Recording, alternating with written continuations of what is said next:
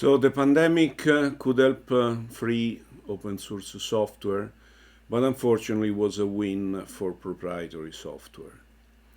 If we look at the trends over the last 20 years, the amount of code in software, the amount of open source code in software has grown, and today we have a majority of open source software in all the applications, and we have a large number of Linux servers. We have a very large number of Linux applications in the background. We don't have a lot of open source on the desktop, but this was slightly changing when the pandemic started. As you can see from this slide, in early 2020, Linux market share was growing rather quickly for a few months, and then it was back again to the current 2.53% of all desktop software, of all desktop operating system. Why this? This, of course, when the pandemic hit, many people started working from home, and many of them didn't have adequate PCs or hardware for the task. So a few ones or a few people switched to Linux, and this is the growth that we have seen probably in the period from April to August 2020. But then what happened? It happened that the usual suspect, so the large tech, US tech, have reacted. We should never forget that these companies are the largest companies in the stock market. If you look at the capitalization in 2016, is rather clear. All the companies of the, let's call it, old economy have disappeared from the top traded companies. Of course, they're still there, but they're fairly smaller than large tech.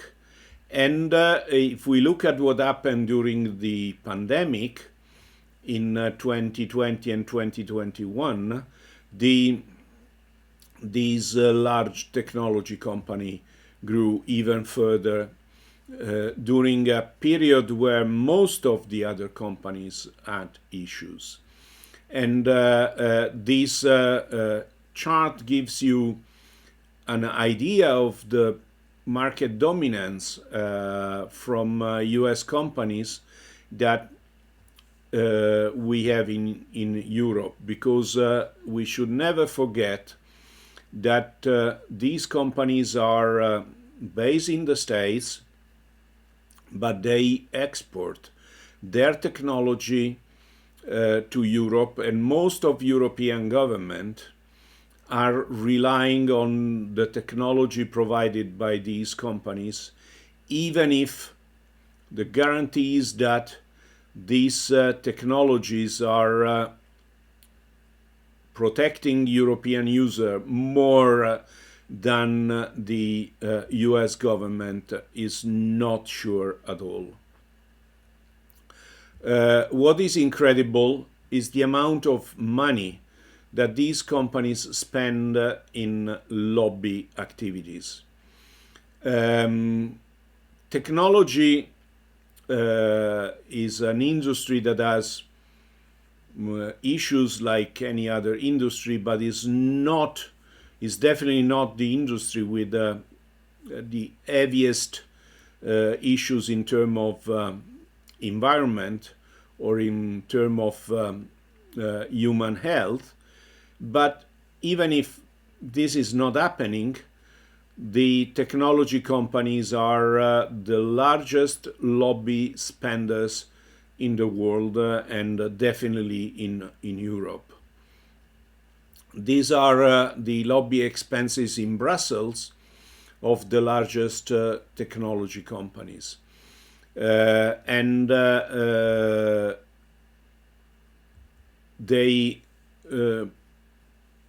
they grew their lobby expenditures with the introduction of the antitrust activities. Microsoft was already spending quite a large amount of money for this reason.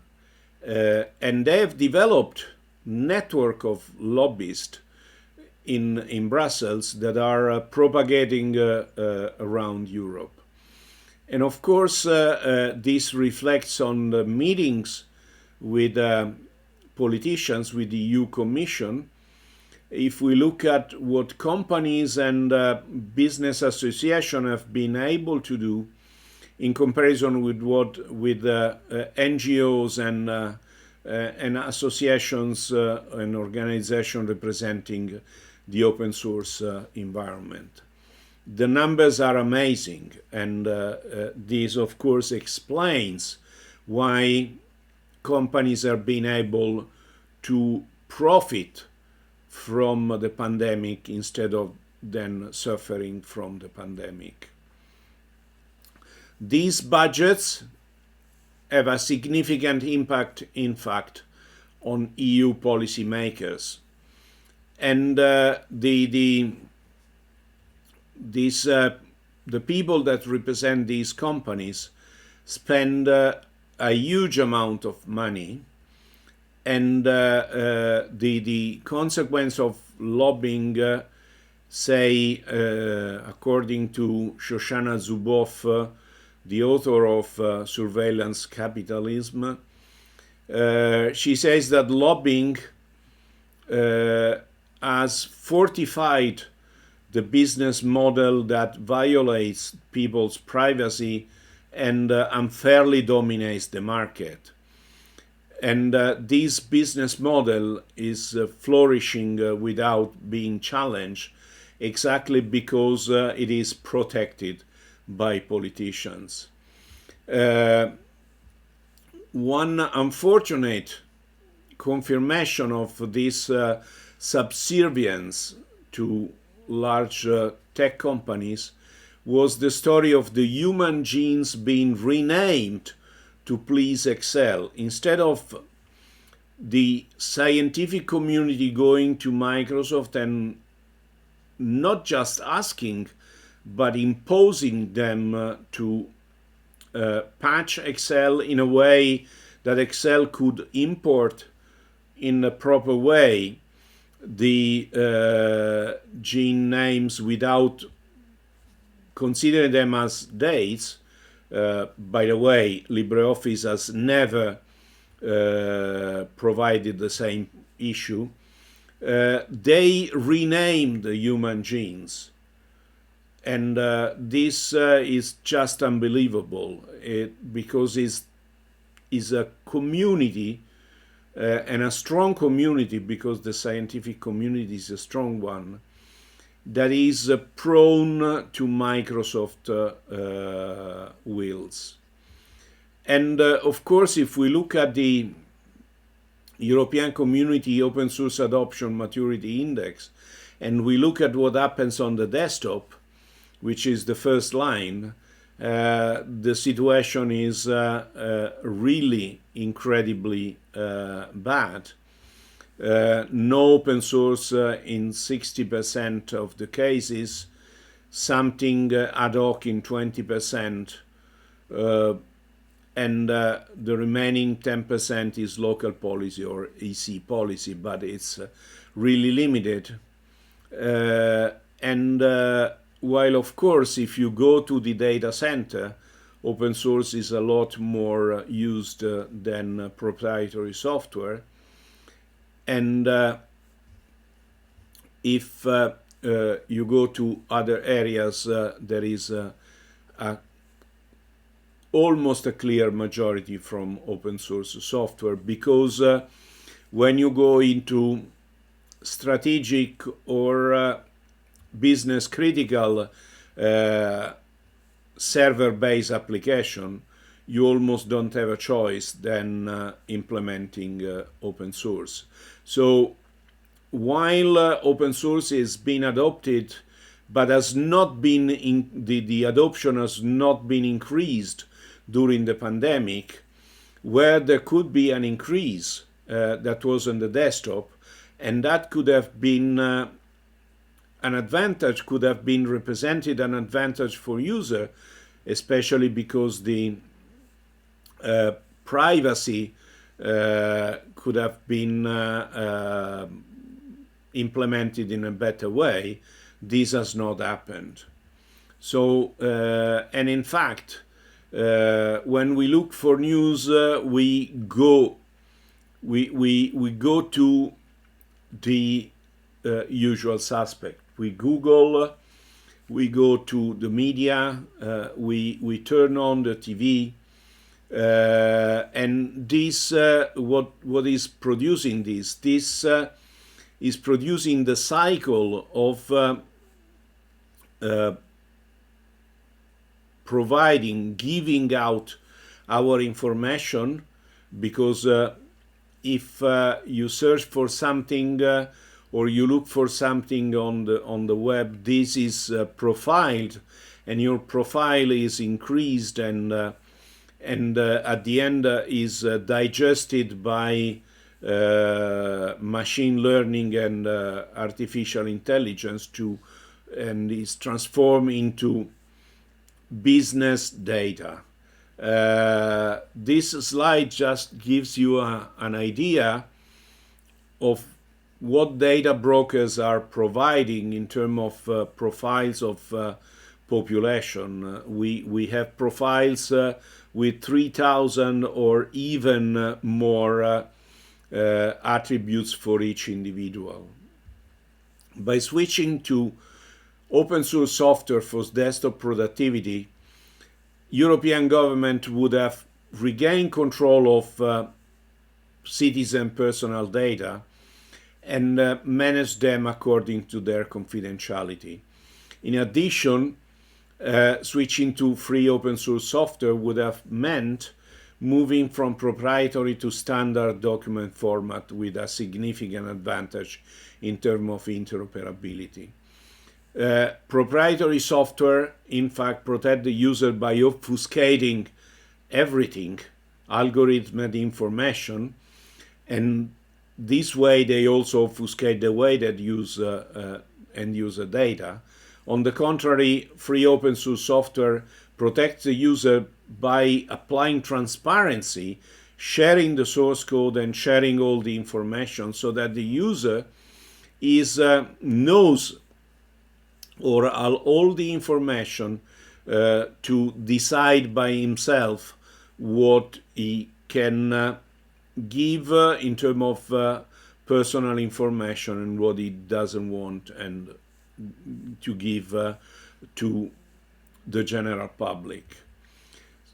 Apparently, this is a no-brainer, but the issue is that politicians, that the majority of them doesn't understand almost anything about technology, sees the big tech as part of the global system, and therefore sees the big tech issues as blocker for the entire digital transformation process, instead of seeing them correctly as an issue for the digital transformation process.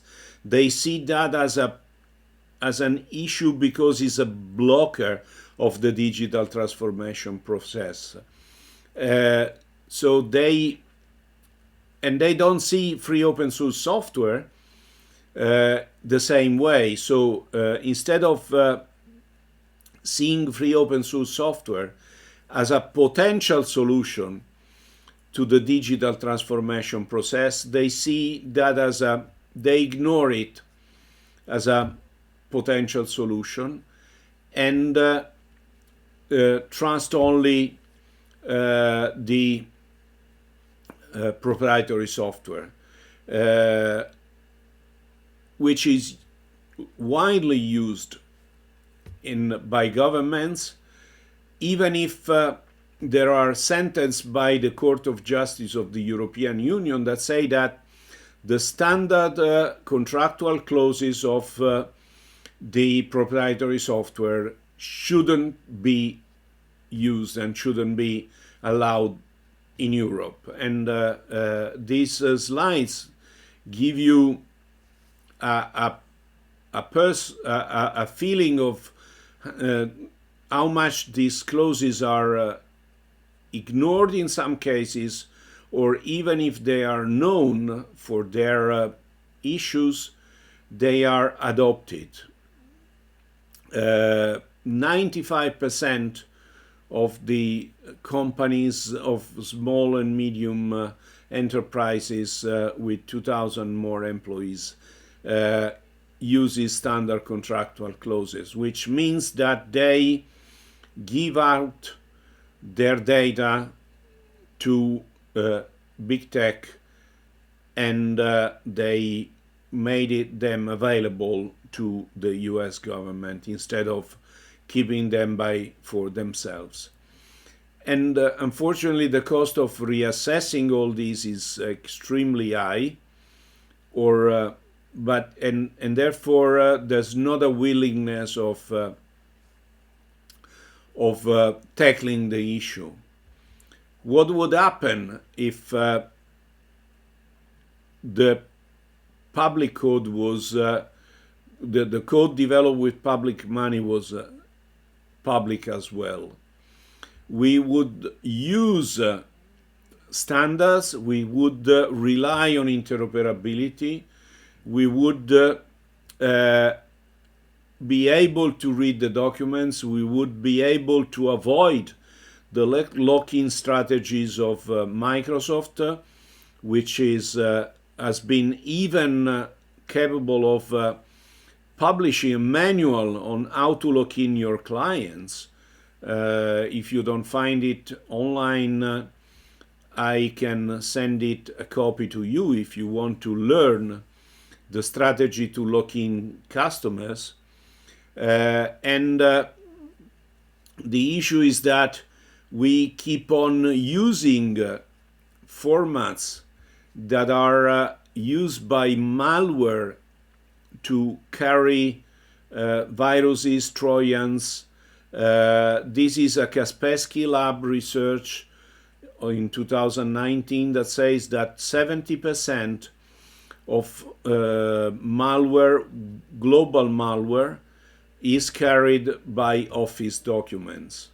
So by using Office documents, by standardizing on Office documents, we expose European citizens to this risk. Instead of using a truly interoperable format, which would avoid these issues because it would be an open format, and being an open format, it would be easy for expert people to understand if the format is being used to carry information or to carry malware or to carry components that are not supposed to be there. So we still have people that, European users, that are amazed by the fact that online companies, large tech companies, seems to know everything about them, knows when they go to sleep, knows when they get up, knows everything about their credit card, knows everything about their family, and are even able to suggest doctors or solutions to their personal issues. All this is called surveillance capitalism, and this is what has allowed big tech to profit from the pandemic instead of suffering from the pandemic. And by ignoring what is happening, the European politicians are putting at stake the human expectation of sovereignty over our own life and authorship of our own experience, as Shoshana Zuboff says in The Age of Surveillance Capitalism. The risk is that we are losing the control of our life and of our contents, of what we produce, because that is managed by someone else. And the politicians that should protect us are, on the contrary, protecting the people that are picking the information from our activity and are using it for their business and are using it to the advantage of other governments. Thank you for listening. Happy to answer your question if you have some on the topic.